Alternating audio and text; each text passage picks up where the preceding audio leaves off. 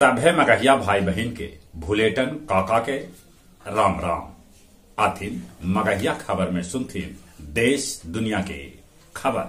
आज 1 जनवरी 2023 से सभे मगहिया भाई बहन के नया साल के बधाई। सूबे में 45 गो आईपीएस के बदली कैल गेल त 16 गो आईएएस के नया जिम्मेवारी देल गेल। मुख्यमंत्री नीतीश कुमार कसलन प्रधानमंत्री नरेंद्र मोदी पर तंज कहलन आजकल नया भारत के नया पिता के बाद कहल जा रहा है। नगर निकाय के निर्वाचित प्रतिनिधि सभा के शपथ ग्रहण खरमास के बाद करावल जाए।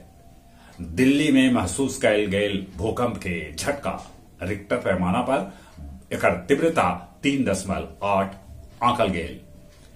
मगही साहित्य सम्मेलन अछुआ पटना के 31वां अधिवेशन 2 जनवरी के अछुआ में आयोजित कैल जाए। मुजफ्फरपुर मस्जिद चौक भी बाइक के आगे 10-10 के नोट फेंक के बदमाश सभे डिक्की से 2 लाख रुपया उड़ा ले गेलन। गुजरात में एगो कार ड्राइवर के अचानक से आयल अटैक, कार बस से टकरायल 9 आदमी के मौत के है खबर। छपरा दारू कांड के मास्टरमाइंड राम बाबू महतो के पुलिस दिल्ली से कैलक गिरफ्तार। दुनिया भर में मनावल गेल नया बच्छर के जश्न। ब्रिटेन में 30 गो भारत वंशी के भेटायल ब्रिटेन के बड़का सम्मान। WHO कहलका है कि कोरोना के सही आंकड़ा देवे चीन। पोप एमेरेटिस बेनेडिक्स 16वां के होयल मौत, प्रधानमंत्री जतौलन शोक। उत्तर कोरिया दागल 3 गो मिसाइल।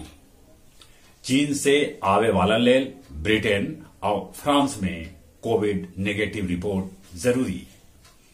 गया जिला हिंदी साहित्य सम्मेलन भवन में आयोजित कैल गेल काव्य संध्या 436 जकर अध्यक्षता सभापति सुरेंद्र सिंह सुरेंद्र और संचालन जनाब खालिद हुसैन परदेसी कैलका।